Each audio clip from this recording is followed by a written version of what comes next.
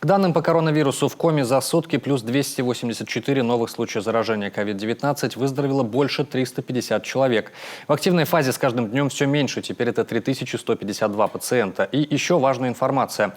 О результатах ковид-обследования пациентам будут сообщать посредством СМС. Сейчас охват ПЦР-тестированием на выявление новой коронавирусной инфекции в Коми превышает общероссийский норматив в 3 раза. И как подчеркнул в своем видеообращении глава, именно широким охватом тестирования объясняется большое количество выявленных случаев инфицирования COVID-19. Так, если в начале пандемии в республике проводилось всего по 300 исследований в день, то теперь ежедневно 1500.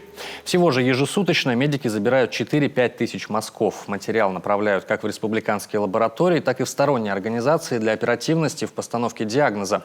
Однако проблемы с оперативностью получения результатов исследований по-прежнему есть. Связаны они прежде всего с большим транспортным плечом. Для доставки материала на ПЦР-анализ из Инты, Печоры и сельских районов требуется время. И вот решение о результатах обследования пациентам будут сообщать посредством СМС. Оно будет доступно для всех государственных медорганизаций Коми. Запуск запланирован до 18 декабря.